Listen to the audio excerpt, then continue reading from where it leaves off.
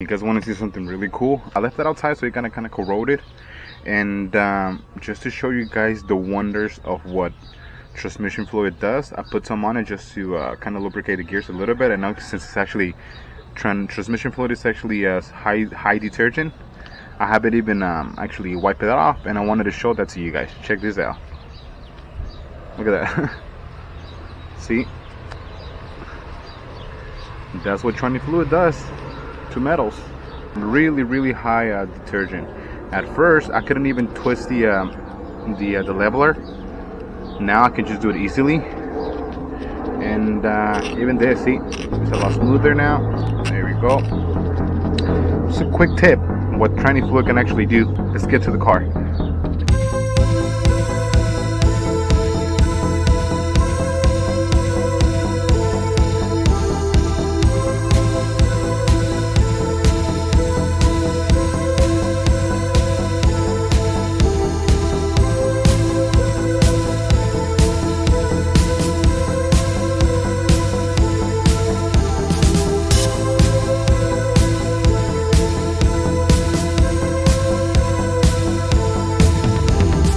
Before I lift up the car, I loosen them up first with the ratchet and the socket, and then I hit it with the impact gun.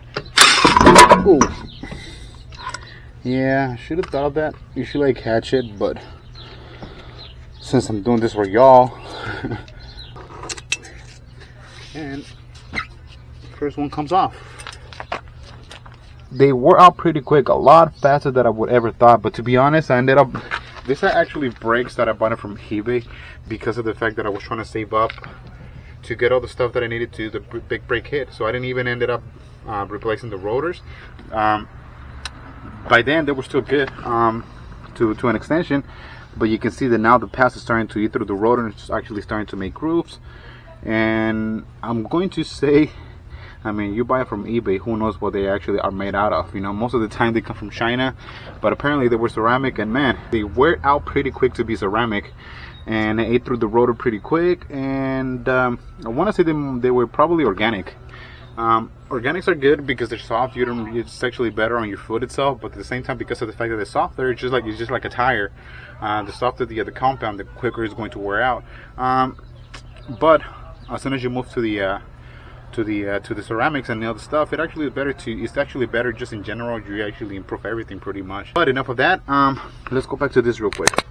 But yeah, those are the old calipers. Since I'm already here, let me go ahead and grab one of the brackets just to give it a quick comparison. Here it is. Man, you can tell the difference. Look at this. Oh my god. So the way the bracket goes, they go like this. And they do seem to actually bolt on, but we're not gonna find out until I actually get them off. But let me go ahead and take the other wheel from the other side, and then I'll show you guys some more. I actually have the steering wheel facing towards that way, so that I can have more space to work on. Just not like when I was trying to remove the other ones from the wrecking yard. I don't know if you guys remember, but since I couldn't even turn the wheel at all, it was kind of hard because the rotor wasn't just in a straight position, not enough space for me to work on. And in fact, I almost tripped one of the head bolts, one of the head of the bolts, because of the fact that I didn't have that much of a space to leverage. Here.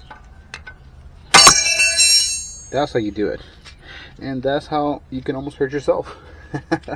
Now I can get to remove the dust cap from the sliding bolts. So there it is. This is the one that you need. Where'd it go? 7 millimeters. That's the one that actually goes in the back of the bolts. And again, I hit the camera. My bad. So there it is. Ooh. I make sure that the batteries were going to be charged, so they're on beast mode right now. There we go. So go ahead and get yourself a long flat screwdriver, and this is my way of doing. Just pry from the top, then do it from the bottom, so you can slide the caliper out.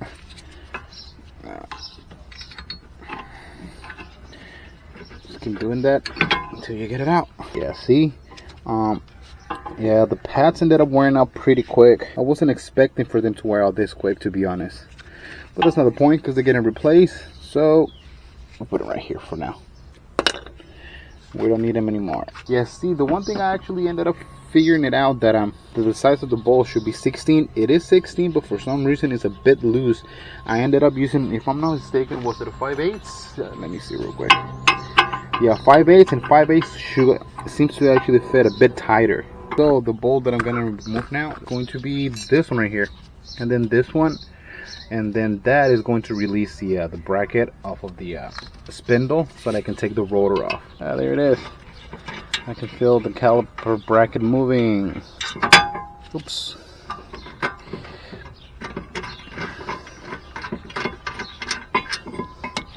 This one is a 6mm, common size.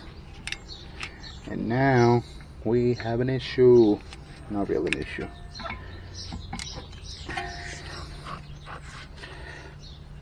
There we go. Use yourself as leverage, but not all the way, so you won't have to hurt yourself. There we go. Come on, bud. You're almost there. And if you're smart, you can use your impact gun and make it easy for you. Let's see. During the manufacturer line, when they're just rolling through the machines, getting everything pulled on, they use it just so they can hold the brake rotor in place. So when they put the wheels on, it can just be, it's just for efficiency. It doesn't really do anything. I mean, it does, it holds it in place, but at the end of the day, you just got to keep in mind that you still have the wheel studs and the wheel on, and I mean, you're going to tie it. But don't freak out if you lose one. Try to find one if you want to put it on. If not, you might be a little difficult just to hold the rotor on and put the wheel on. But once you have the caliper on, you know, the caliper and the brake pads, it's gonna hold it in place. But there it is. Let's hit it with my hand right here. Hopefully it comes up. Ow, that's what it was. Hey, spider, die. And man, you can actually start to see a lot of shine on it. I'm gonna say those brake pads, they didn't really dissipate the heat from it. It looks like they ended up just throwing it back onto the rotor, because Jesus, look at that, I can even see myself in it. Damn, I look handsome. No, but another example how cheap the pads were, if you can see on the you can even see right on the holes on the rotor right here, it's just covered with brake pad dust. And that's a good sign for me. That tells me that the pads that I ended up putting on prior this last time, most likely they were organic and they were not ceramic like the seller said. But anyways, for the price, I needed them quick. They did what it did for a very short amount. I know you guys probably going to tell me how come I'm not painting up or cleaning the other rotors. I'm gonna give you a reason why. This right here, the one I just took off, is the same brand as the one I'm gonna put back on. And well, as you can see, I mean, they both have the coating. This one too, when I first bought them, but they only last for so long, the coating, let's be honest. Most likely this is just for the sake of when it's actually being preserved, the coating. But once you put it on, heat and temperatures and, you know, all this stuff, it's just gonna wear it out. But just keep that in mind. And I know people are gonna be like, you could have just painted them. Not really.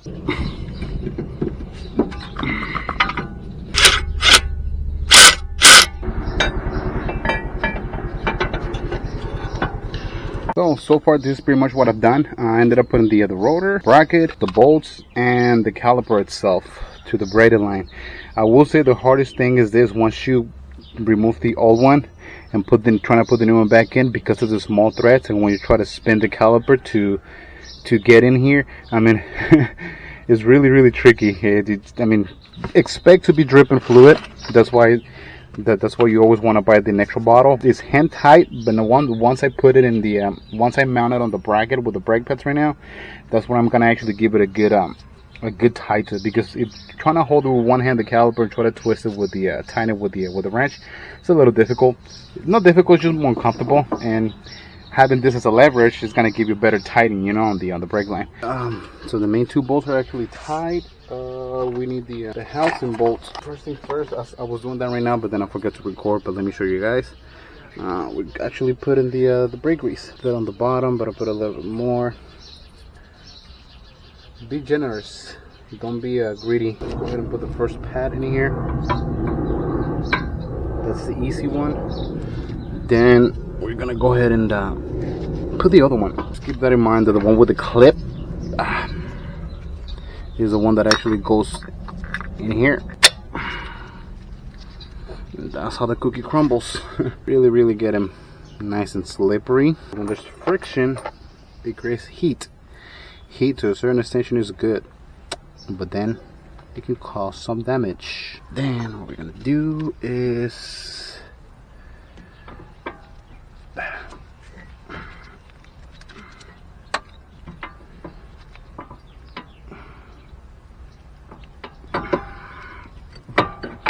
gonna do the pins.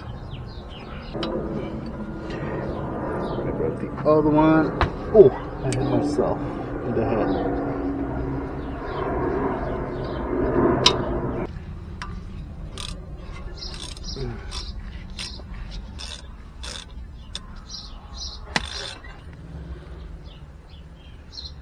Nice and tight.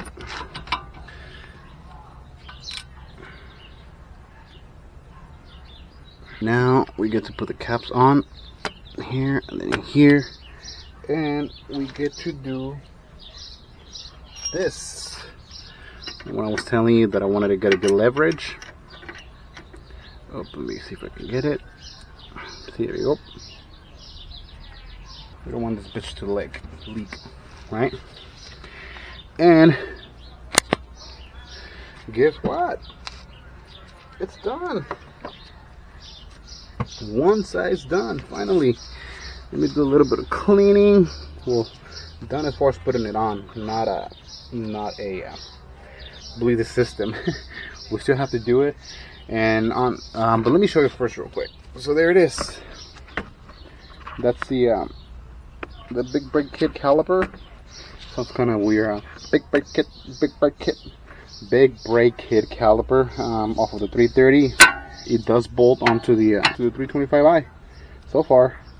But let me keep going. Let me tighten things up. Let me double check again, and we'll get to the other side and we'll put it on. And then after that, we jump into bleeding the system. Most likely, the way I'm gonna have to do this. Not most likely, it's just the way and the better way.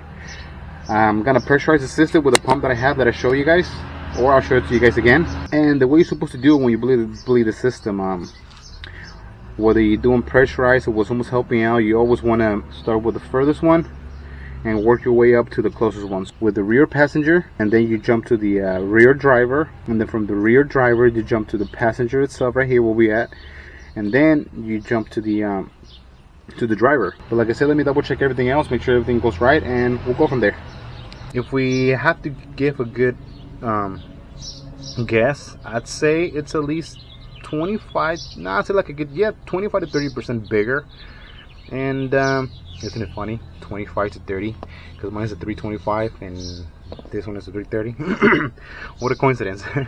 But I'd say it's probably like a 25 to 30% bigger. And you can see the piston. Let me see real quick.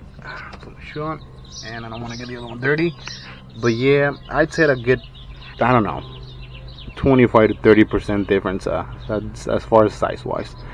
But I just wanted to show you guys that real quick. And now let me get to work on the driver's side.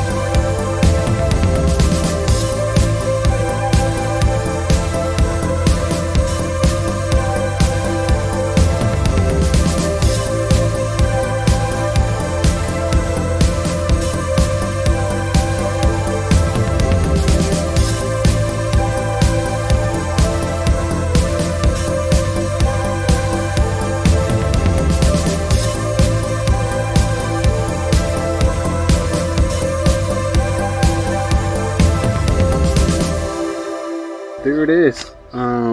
So far it looks like we're done as far as with the installing the mechanical stuff, which is the brake calipers, brake rotors, calipers, pads, sensor. To be honest, at this point I'm so excited that the only thing that we need to do is bleed the system. I kind of forgot to record this, but what I ended up doing, I ended up lifting the whole car, as you guys can see, because I needed to bleed the brake system. I already done the back of it. I'm not kidding, to be honest. You can see a little bit of wetness right there, fluid. I did the like I said, I started with the passenger rear. Kind of made a mess. It was my first one, but all right. And then I went to the driver rear. Now I'm gonna go ahead and move to the passenger.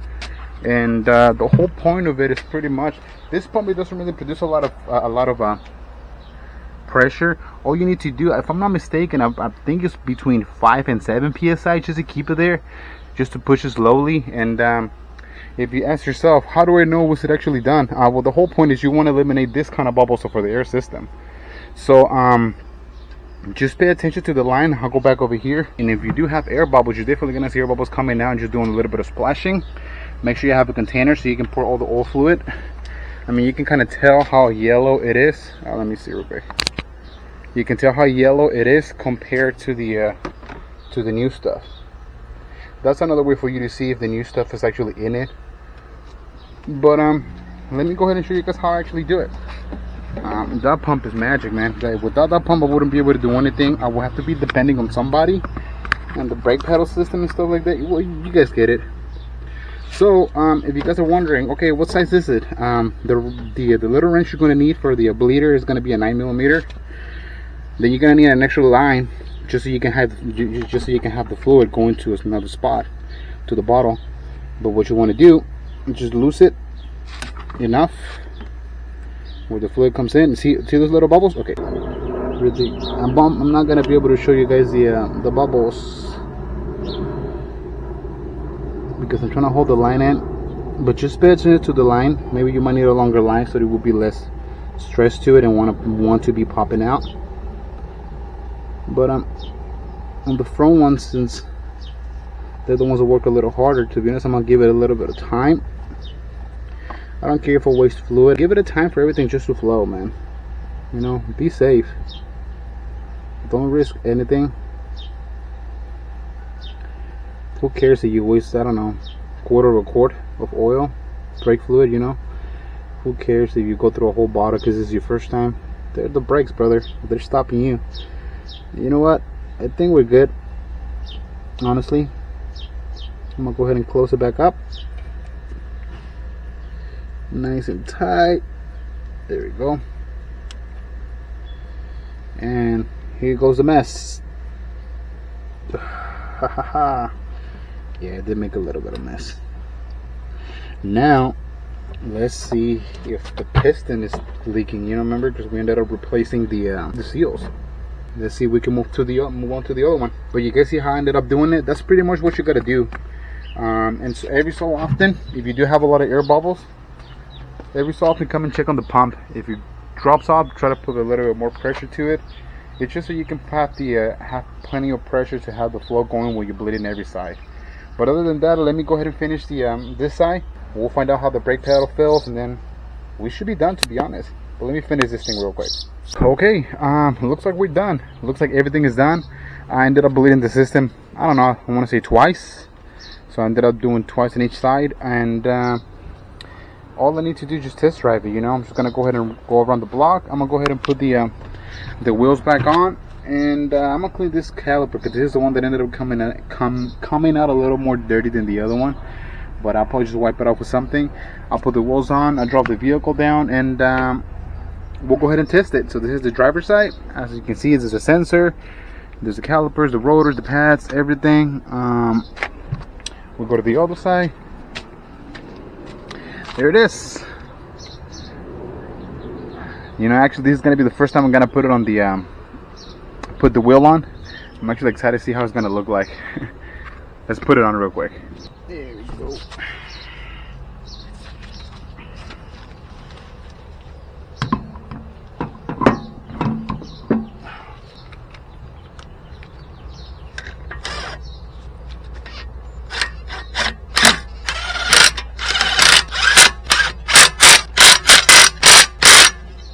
there it is.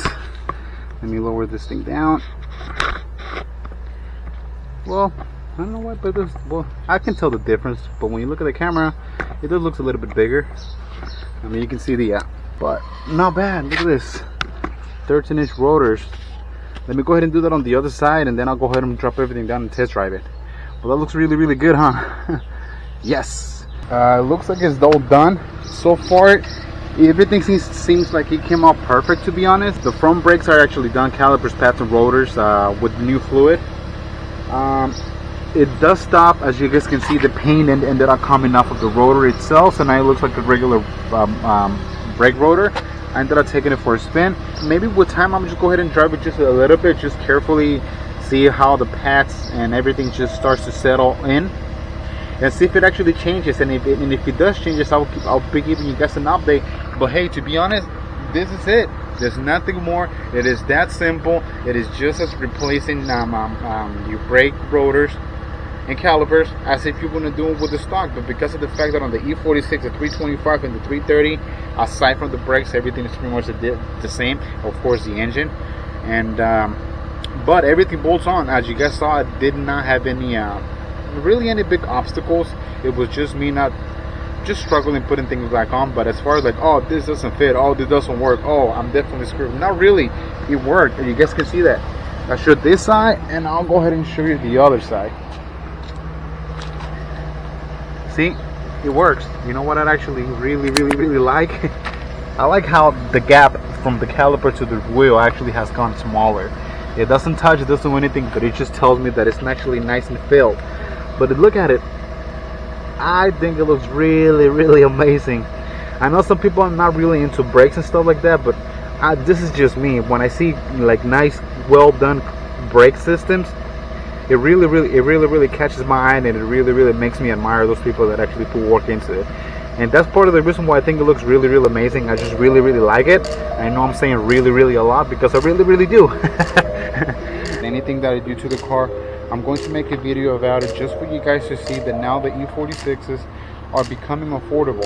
Sure, you might have to put some work into it, but let's say if you get another let's say commuter, some people might be car fanatics, and if anyone ever thought of it, hey, I wonder if it really fits, can it really be a difference? Not really. Like I said, thank you very much for anyone that actually stuck and actually watched it. It's done. All I have to do is just enjoy it for the amount that I can before I start working on it too. Before I start working on the car a lot more. This is going to be my project car. On this, I'm most likely I'm going to end up tearing this car apart a lot. Partly to fix it, partly for maintenance, and partly just for me to learn, to be honest. Because I'm not the type of guy that actually likes to depend on other people to do stuff. I mean, there are certain things that I do have to, like computer stuff, electronics, AC. I mean, even AC, just enough. No, not a lot. But mechanical stuff, suspension, I don't know, tune-up, spark plug gas. To be honest, even rebuilding an engine, I'll probably go for it. But since I don't have all the tools to rebuild an engine, cross my fingers and knocking on wood that I don't have to do that now. That will come up down the road. All I want to say is just thank you very much, everyone, for actually watching this video. I know it's not a lot of them, but the amount of people that actually stuck around, thank you, and I'll see you guys in the next time.